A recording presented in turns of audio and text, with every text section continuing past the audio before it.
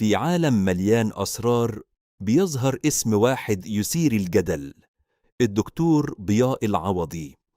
طبيب مصري عاش حياته وسط معارك مهنية وإعلامية، ورحل في ظروف أكثر غموضاً. السؤال اللي بيطارد الكل: هل قتل أم انتحر؟ وما سر اختفائه المفاجئ في دبي؟ في الفيديو ده هنفتح ملف كامل ونحاول نفك شفرة اللغز.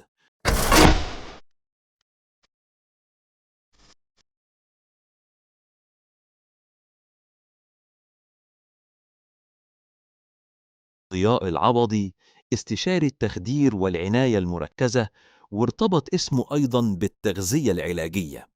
عاش سنوات في مصر، ثم انتقل إلى دبي لمتابعة عمله.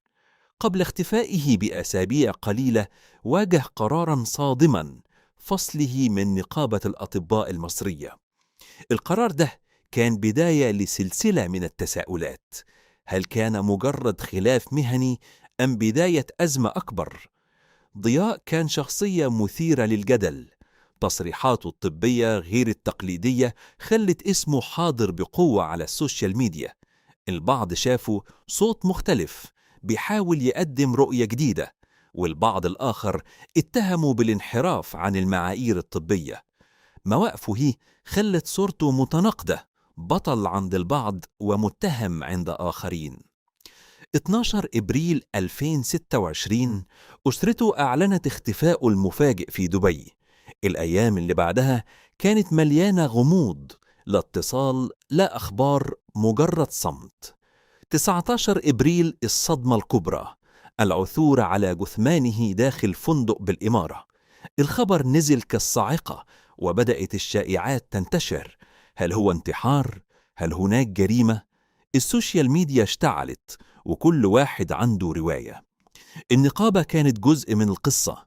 قرار فصله قبل أسابيع من اختفائه زاد من الجدل. بعد إعلان الوفاة، النقابة قالت إنها ما وصلهاش أي بيانات رسمية في البداية. الموقف ده فتح باب جديد من الأسئلة: هل كان خلافه مع النقابة مجرد صدفة، أم له علاقة باللي حصل بعد كده؟ التحقيقات الإماراتية أكدت إن الوفاة لا تحمل شبهة جنائية. القنصلية المصرية تابعت القضية مع السلطات الإماراتية. لكن على السوشيال ميديا الجدل موقفش. البعض مقتنع إنها جريمة، والبعض شايف إنها انتحار.